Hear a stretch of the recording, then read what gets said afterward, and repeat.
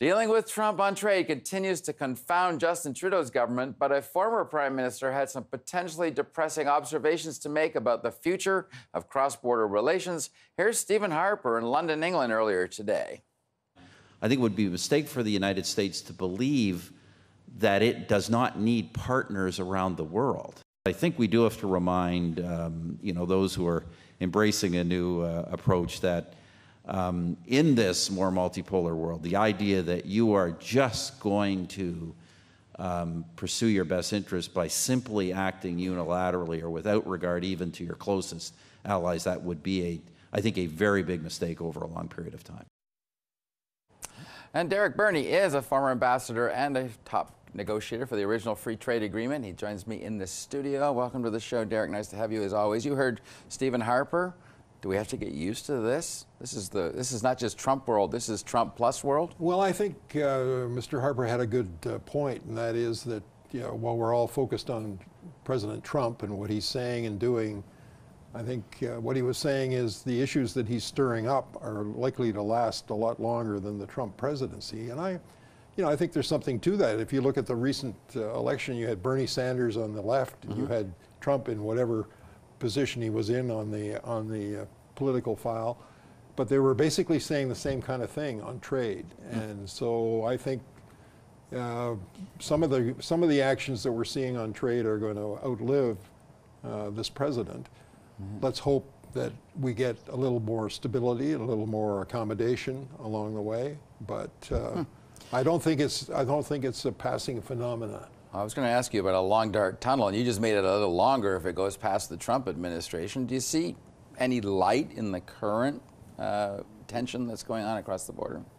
Well, I always, as a recovering diplomat, I'm always optimistic enough to believe that there's always going to be scope for something. And I genuinely believe that some kind of negotiation can be cobbled together, whether it's bilateral or trilateral. There was an interesting comment in the Wall Street Journal this morning where a columnist said that if you give Trump an inch, he will celebrate a mile. And I think there's a lot to that. I think we just got to find something that appeals to his whatever sense of victory, perhaps. Show a little creativity as well as a little flexibility on some of the issues where there's potential for a give, get something in return. Right. But we've got to keep throwing ideas forward.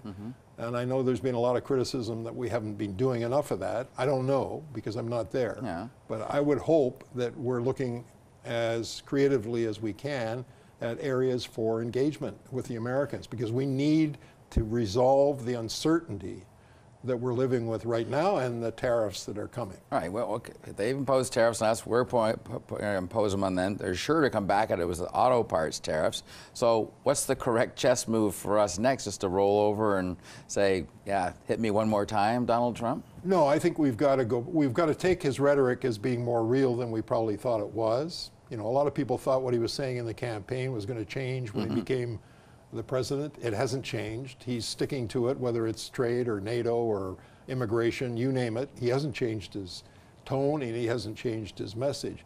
My only solution is twofold. We've got to get to the negotiating table with them, whether bilaterally or trilaterally, try to cobble something together as a replacement for NAFTA, a modernized version, but with some accommodation both ways.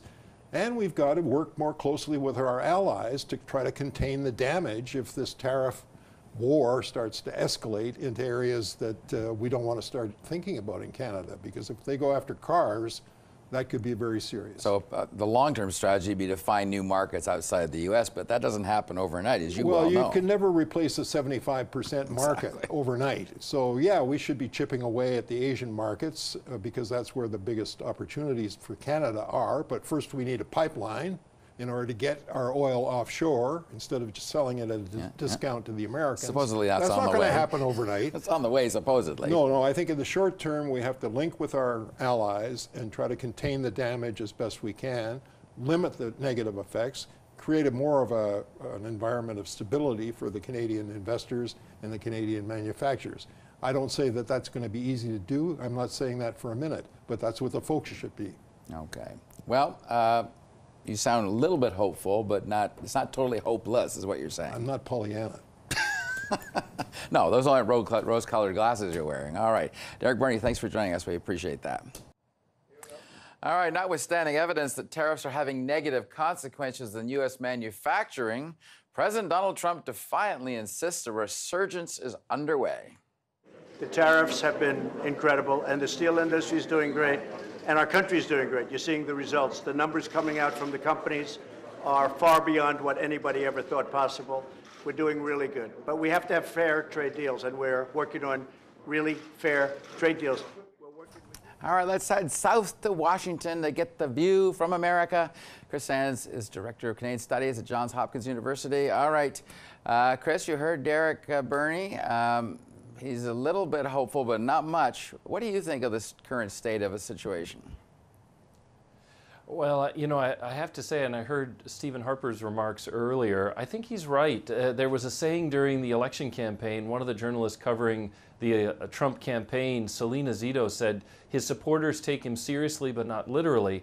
And I think if you can separate out all of the nasty tweets and his imitation of Justin Trudeau the other day in South Carolina, you know, like some of this is just pure comedy, really. But below the surface, he's quite committed and dogged in pursuit of a couple of goals, some big ideas that he came to the presidency with. One of them is that we need to further liberalize trade, and the countries that have hung on to areas of protectionism, like Canadian dairy supply management and stuff, have to be leveraged out of it. Our allies have been kind of coasting on defense spending, letting the U.S. pick up the tab, and we need to get them to spend more, even if we have to bully them into it. And China's stealing a lot of IP, and we have to push back hard, and we're going to use everything we can to get them to be a more responsible member of the international community. You put those things together, they have pretty broad and often bipartisan support in the U.S.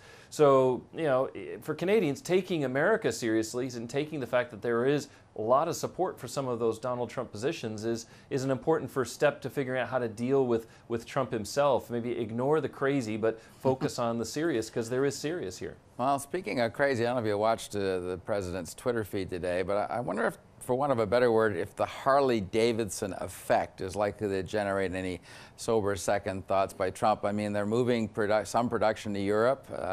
They've got some sales over there they think are threatened. I wonder if this is a signature, a rebellion's underway, or do you think Trump's going to double down and threaten any business that follows suit?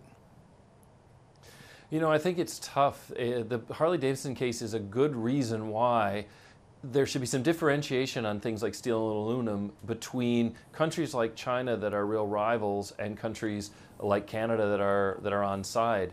And I think it's interesting. You saw Canada yesterday toughening up its controls to make sure that there wasn't some pass-through steel and aluminum. They'd taken earlier steps. They're toughening up even more, because if there's a trade war and China has steel that it can't get into the U.S. market and it's on its hands, it's going to try to route it, maybe displace American production in Canada or in Mexico or in Europe, because it's got to put it someplace, and it's going to use that surplus to try to drive down prices and get market share.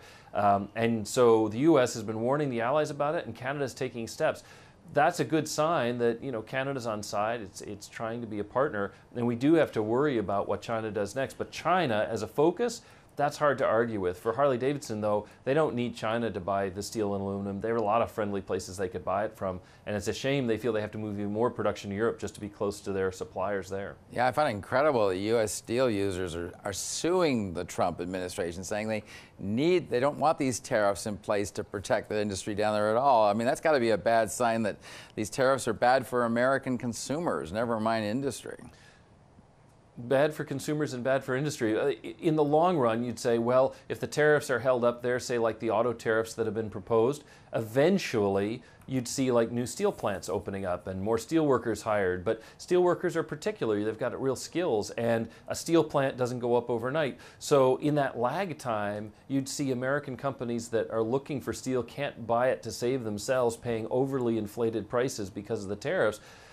you know, one of Trump's critiques about NAFTA was that Mexico grew too slowly and we didn't get the export markets we thought fast enough, and a lot of people lost their jobs. He's now committing the same mistake because he's putting up tariff walls. Yeah, someday they could theoretically create American jobs and opportunity, but in the lag time, he's going to hurt a lot of people. So I just don't think that he's thought this through as well as he might do. All right, let's see what happens. All right, Chris, thanks for joining us. Appreciate this. Absolutely welcome. Thanks, Don.